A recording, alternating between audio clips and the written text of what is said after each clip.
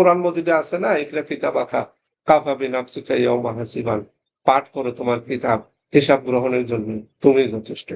তো কিতাব বলতে কি, নিজের আমল আর কি, নিজের আমল নামা।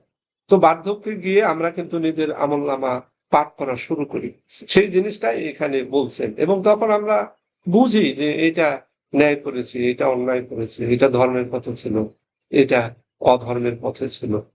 তো এই জিনিসগুলো নিয়ে বার্ধক্যে গিয়ে মৃত্যুর আগেই কেউ কেউ দুশ্চিন্তাগ্রস্ত হয়।